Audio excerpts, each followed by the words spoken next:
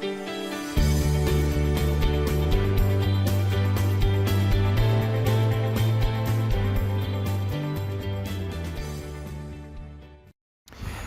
everybody, assalamu alaikum. How are you? I hope everybody is fine. So we are back again. और हमारी series चली है PhD GST के MCQs की social studies class 5। तो जहाँ से हमने छोड़ा था वहीं से हम स्टार्ट करते हैं जनाब इसको, और ताकि हमारी जो है वो okay this is chapter number 3 the climate. यहाँ से हमें स्टार्ट करना है। इससे पहले हम 2 चैप्टर्स कवर कर चुके हैं। एमसीक्यूज़ आपके सामने आ रहे हैं। Okay, the number 1 MCQs is earth is surrounded by the layer of gases is called. ठीक है, हमारी जो दुनिया है ये आप कह लेंगे कवर हुई हुई है लेयर ऑफ गैसेस से। तो उन लेयर ऑफ गैसेस को हम क्या बोलते हैं? Option A climate, option B atmosphere, option C ecosphere या option C weather. The right answer is atmosphere. ठीक है, हमारा जो ग्लोब है ये जो गैसेस से जो सराउंड किया गया है इसको एटमॉस्फेयर कहा जाता है। Next one, the change in the atmospheric condition is called. Okay, ये जो एटमॉस्फेरिक कंडीशन है इनके अंदर जो चेंज आ जाता है इसको हम क्या कहते हैं? Climate, atmosphere, ecosphere, weather. The right answer is weather. ठीक है, एटमॉस्फेरिक कंडीशंस के अंदर जब चेंज आना शुरू होता है तो हम उसको वेदर का नाम दे देते हैं। ठीक है, एटमॉस्फेरिक कंडीशंस हैं कौन कौन सी? टेम्परेचर है, ह्यूमिडिटी, एटमॉस्फेरिक प्रेशर, विंड। ये 4 मोस्टली जो है इनको हम एटमॉस्फेरिक कंडीशंस कहते हैं। इनमें कोई भी चेंज आ जाएगा तो इनको तो हम कलेक्टिवली उस चेंज को वेदर कह देते हैं। ठीक है, आगे बढ़ते हैं। The average change in the weather condition is called. अब वेदर के अंदर एवरेजली अगर चेंज आए जा रहा है तो उस कंडीशन को हम क्या बोलेंगे? क्लाइमेट, एटमॉस्फेयर, इकोस्फेयर या weather. And the right answer is climate. Okay, अगर वेदर के अंदर किसी भी जगह पे जो है वो एक एवरेज चेंज हमें पता लग जाए कि यहाँ पे एक एवरेज चेंज इस तरह से ही रहता है तो हम कहेंगे कि यार यहाँ की क्लाइमेट जो है वो इसी तरह की है, कोल्ड है या हॉट क्लाइमेट है। आगे बढ़ते हैं। The device that measure the rain fall is called. ठीक है, बारिश को नापने वाला जो मीटर है उसको हम क्या कहते हैं? Udometer, pluviometer, ombrometer, all of them. And the right answer is all of them. ठीक है, इन चारों को इंटरचेंजेबली कहा जाता है। These all, udometer, pluviometer, ombrometer, इन सबको जो है वो इंटरचेंजेबली कहा जाता है कि ये रेन मेयरिंग डिवाइसेस हैं और कलेक्टिवली इनको जो है वो रेन गॉज या इनको प्रिसिपिटेशन रेन गॉज भी कहते हैं।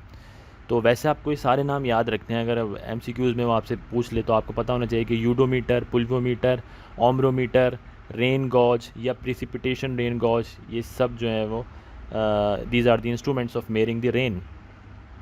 आगे बढ़ते हैं। Okay, how many types of climates are there. कितने टाइप की क्लाइमेट्स जो हैं वो जनरली हमारी वर्ल्ड में हैं, हमारी दुनिया में हैं, या हमने इनको डिवाइड किया गया है? 8, 6, 4, 2। The right answer is 4। Okay, 4 type की हमारे पास क्लाइमेट्स हैं और हमने उनको डिवीज़न किस तरह से किए?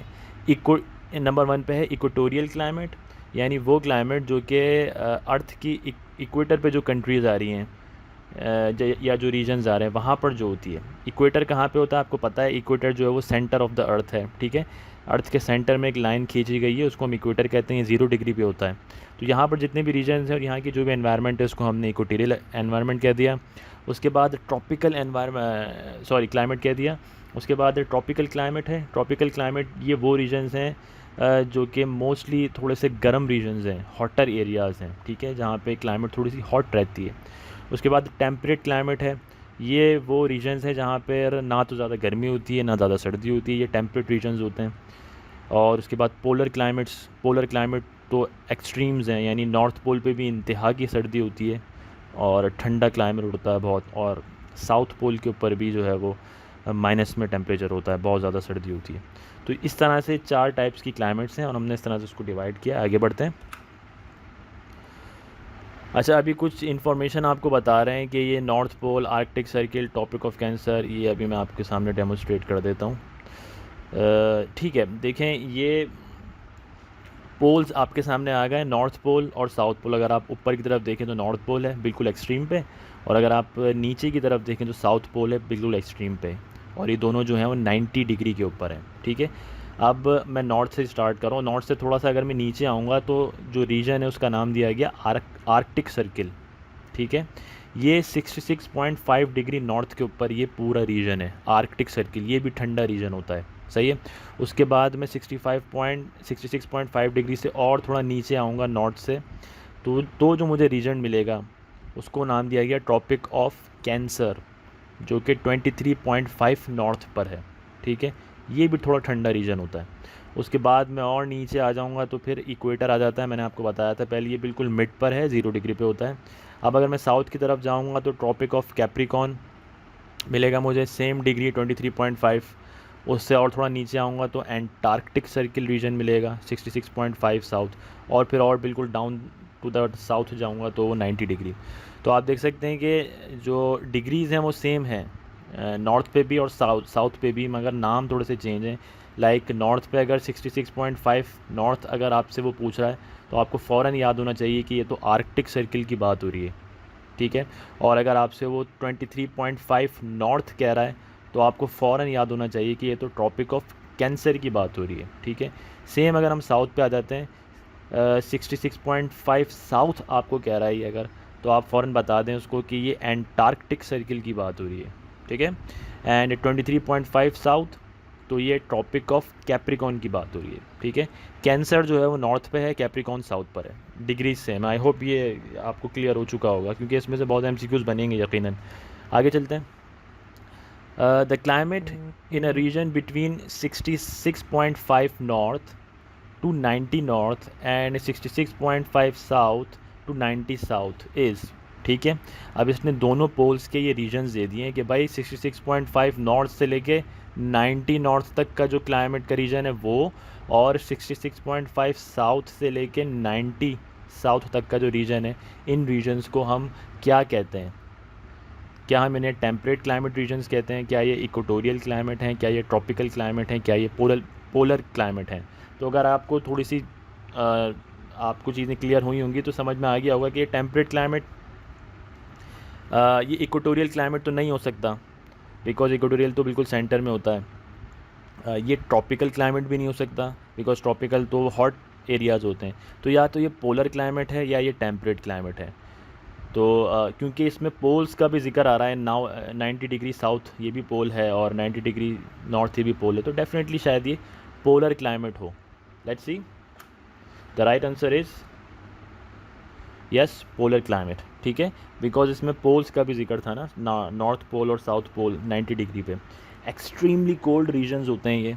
ठीक है, और ये आपको पिक्चर से भी नज़र आ गया होगा कि ये पोलर एरियाज़ में इस तरह के एनिमल्स भी होते हैं, बर्फ़ानी रीछ और समथिंग लाइक दैट। आगे बढ़ते हैं। The climate in a region between 5 north to 5 south. ठीक है, 5 डिग्री नॉर्थ और 5 डिग्री साउथ, ये जो क्लाइमेट है ये क्या कहलाई जाएगी?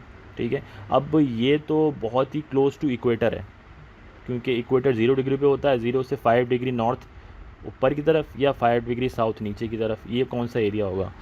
तो क्या ये टेम्परेट क्लाइमेट है, क्या ये इक्वेटोरियल क्लाइमेट है, क्या ये ट्रॉपिकल क्लाइमेट है, क्या ये पोलर क्लाइमेट है? डेफिनेटली ये पोलर क्लाइमेट तो नहीं है। ठीक है, इन 3 ऑप्शंस में से कोई हो सकती है, and the right answer is equatorial climate. ठीक है, क्योंकि इक्वेटर से 5-5 डिग्री ऊपर नीचे ही तो है ये, 5 डिग्री ऊपर नॉर्थ और 5 डिग्री नीचे साउथ, तो ये इक्वेटर के करीब करीब ही हैं। तो ये इक्वेटोरियल क्लाइमेट है, बड़ी गर्म क्लाइमेट होती है, बहुत हॉट क्लाइमेट होती है। और ये पिक्चर से शायद डेमोस्ट्रेट आपको हो रहा हो कि डेजर्टेड एरियाज़ होते हैं, और इस तरह की एनवायरनमेंट पर रहने वाले जानवर भी अलग होते हैं, लाइक जैरिफ यहाँ पे आपको दिख रहा है। ठीक है, आगे चलते हैं। The climate in a region between 5 north to tropic of cancer and 5 south to tropic of capricorn, ये बताएं। ठीक है, अब हम 5 डिग्री तो पहुंच गए थे इक्वेटर से ऊपर नॉर्थ की तरफ और नीचे साउथ की तरफ। अब ऊपर नॉर्थ 5 से हम ट्रॉपिक ऑफ कैंसर की तरफ जाते हैं। अच्छा, आपको याद होना चाहिए कि ये ट्रॉपिक ऑफ कैंसर जो है इसकी डिग्री कितनी बनेगी, इसकी डिग्री बनेगी 23.5। सेम ट्रॉपिक ऑफ कैप्रिकॉन जो कि साउथ की तरफ है, इसकी डिग्री भी बनेगी 23.5। तो ये यूँ भी हो सकता है कि 5 नॉर्थ टू 23.5 नॉर्थ और 5 साउथ टू 23.5 साउथ, ऐसे भी दे सकता है आपको, या वो नाम से भी दे सकता है जैसे मैंने दिया है कि ट्रॉपिक ऑफ कैंसर और ट्रॉपिक ऑफ कैप्रिकॉन। ये जो रीजन्स हैं यहाँ पे कौन सी क्लाइमेट होगी, टेम्परेट क्लाइमेट होगी, इक्वेटोरियल क्लाइमेट होगी, पोलर क्लाइमेट होगी, ट्रॉपिकल क्लाइमेट होगी।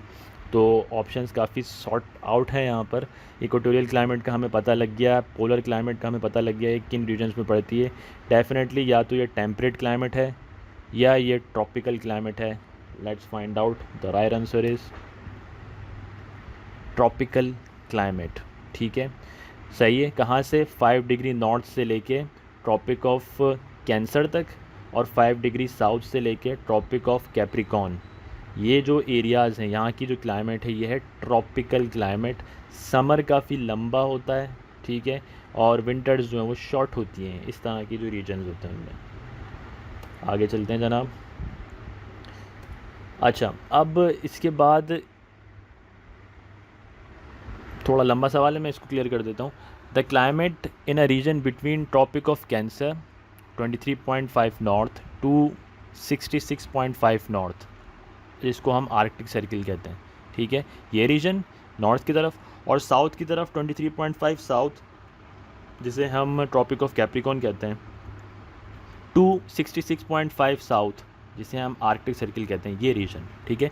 तो ये दोनों रीजन नॉर्थ और साउथ की तरफ, ट्रॉपिक ऑफ कैंसर से लेके आर्कटिक सर्किल तक नॉर्थ की तरफ, और ट्रॉपिक ऑफ कैप्रिकॉन से लेके एंटार्कटिक सर्किल साउथ की तरफ, ये रीजन्स बता दें कि ये कौन से रीजन्स हैं, ठीक है। तो क्या ये टेम्परेट क्लाइमेट है, क्या ये इक्वेटोरियल क्लाइमेट है, क्या ये पोलर क्लाइमेट है, क्या ये ट्रॉपिकल क्लाइमेट है। तो हमें इक्वेटोरियल क्लाइमेट का भी पता है, पोलर क्लाइमेट जो है इसके भी रीजन्स का पता है हमें, ट्रॉपिकल क्लाइमेट भी अभी हम देख कर आए। तो डेफिनेटली ये टेम्परेट क्लाइमेट रीजन्स होंगे। Let's find out. जी, ये टेम्परेट क्लाइमेट रीजन्स हैं, और इन एरियाज़ में जो कंट्रीज़ होती हैं, जो रीजन्स होते हैं, उनकी ख़ास बात ये होती है कि ये वो चारों के चारों जो है वो सीजन्स इंजॉय करते हैं, ठीक है। इन कंट्रीज़ में समर भी आता है, ऑटम भी, विंटर भी, स्प्रिंग भी, ठीक है। तो ये टेम्परेट रीजन्स हैं। आगे चलते हैं जनाब। ये देखें, ये पिक्चर से आपको ये चारों सीजन्स नज़र आ रहे होंगे। ये काफ़ी मज़े की यानी कि इनकी एनवायरनमेंट होती है टेम्परेट। ये जो सारे के सारे जो है वेदर या क्लाइमेट जो है इंजॉय कर रहे होते हैं ये। अच्छा, क्वेश्चन ये है कि हमने सारे रीजन्स पढ़ लिए भाई, हर रीजन पे ये स्पेसिफिक किस्म की क्लाइमेट है, but the climate in a region of Pakistan is, Pakistan के अंदर कौन सी क्लाइमेट का रीजन आता है? टेम्परेट क्लाइमेट है, इक्वेटोरियल क्लाइमेट है, ट्रॉपिकल क्लाइमेट है, या पोलर क्लाइमेट है? डेफिनेटली पोलर क्लाइमेट तो नहीं होगी, पाकिस्तान नॉर्थ साउथ पोल पे थोड़ी है कोई, वरना तो हम सर्दी से जम के मर भी जाते हैं, ठीक है। इक्वेटोरियल भी नहीं होगी, हम इक्वेटर पे नहीं आते। आपको याद हो शायद चैप्टर नंबर 2 में, सॉरी चैप्टर नंबर 1 में हमने पढ़ा था कि पाकिस्तान जो है वो नॉर्दर्न हेमिस्फीयर की तरफ है, तो इक्वेटर से तो ऊपर ही है।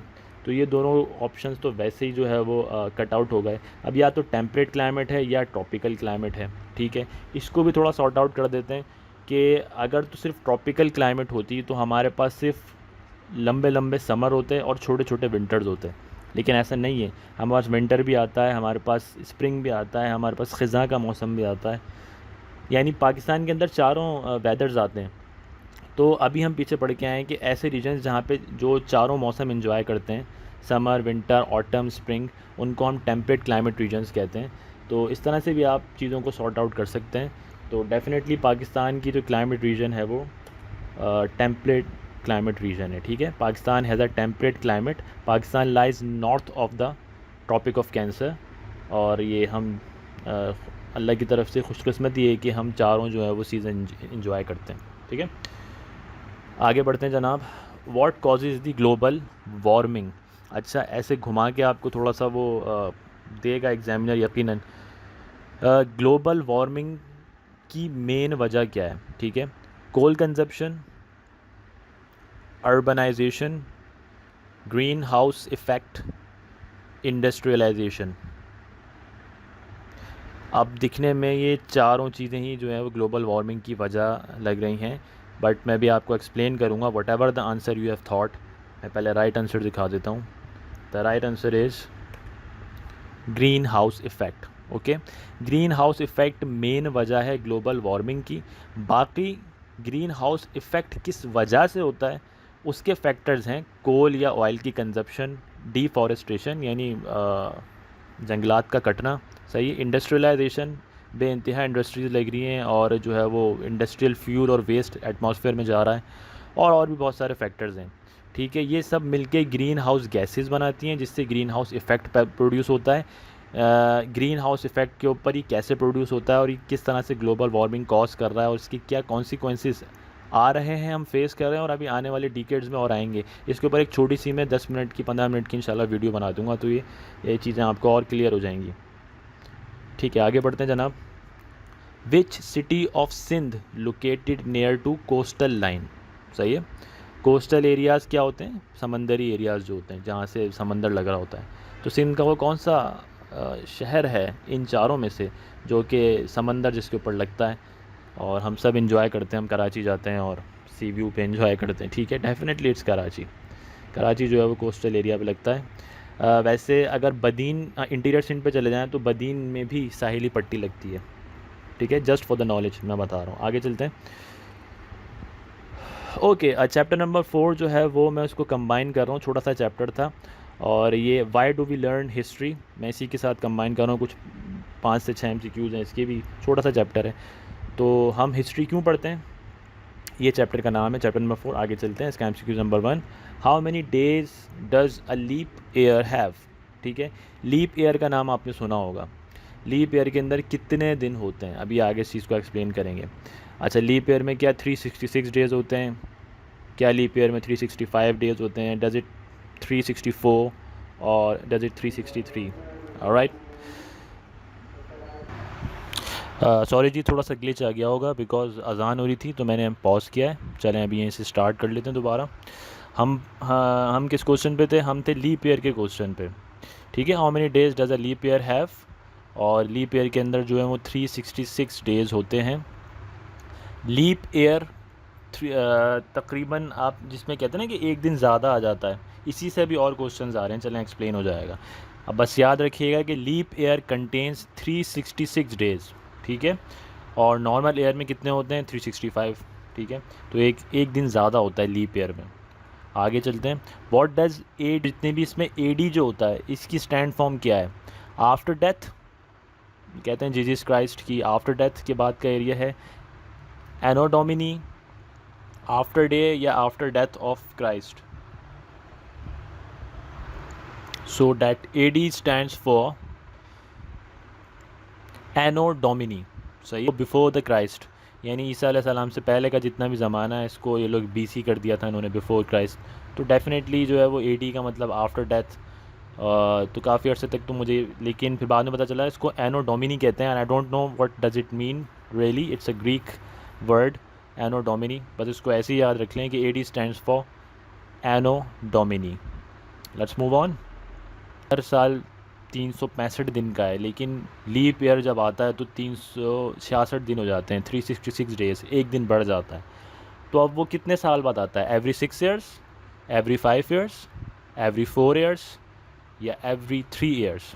ठीक है, so leap year come after every 66 days होते हैं। लीप ईयर में 366 डेज़ होते हैं और ये हर 4 साल बाद आता है। ये दो इन्फॉर्मेशन हमें मिल गई। आगे चलते हैं। हाउ मेनी डेज 30, तो जनाब लीप ईयर का जो फरवरी है उसमें तकरीबन 29 डेज़ होते हैं। ठीक है, अब होता ऐसा है कि 4 साल का ये जो गैप आता है ना, इसमें हर साल में तकरीबन 25% जो है ना वो एक दिन का टाइम इंक्रीज़ हो जाता है। तो इस तरह से 4 साल के अंदर वो पूरा एक दिन बन जाता है और वो एक एक्स्ट्रा दिन फरवरी में काउंट कर लेते हैं। तो लीप ईयर में 29 डेज़ होते हैं। आगे बढ़ते हैं भाई। ओके, होते हैं 10 ईयर्स, 100 ईयर्स, 1000 ईयर्स, 10,000 ईयर्स। अब इसमें थोड़ी सी लॉजिक लगाएं, देखें 10 ईयर्स को तो हम कहते हैं डीकेड, सही है, ये एक डीकेड गुजरा, यानी ये 10 साल का एक पीरियड गुजर गया। 100 ईयर्स को हम कहते हैं सेंचुरी, 100 साल गुजरे तो ये सेंचुरी हो गई। अब या तो ये 1000 ईयर्स है या ये 10,000 ईयर्स है। इस तरह से चीज़ों को सॉर्ट आउट करेंगे तो आपको काफ़ी आसानी हो जाएगी सॉल्व करने में। सो मिलेनियम के अंदर कितने ईयर्स होते हैं? The right answer is 1000 years. ठीक, alright, this is the end. आपसे मिलेंगे इंशाल्लाह नेक्स्ट पार्ट में, बिकॉज नेक्स्ट पार्ट जो है वो उसमें मैं आपको थोड़ा सा दिखा दूँ, स्ट्रगल ऑफ पाकिस्तान है और ये काफ़ी बड़ा चैप्टर है, तो इसके लिए जो थोड़ी कंसिडरेशन भी चाहिए और बड़ा मज़े का चैप्टर है। इंशाल्लाह मिलते हैं आपसे नेक्स्ट पार्ट के अंदर, और टिल देन टेक केयर, अल्लाह हाफ़िज़।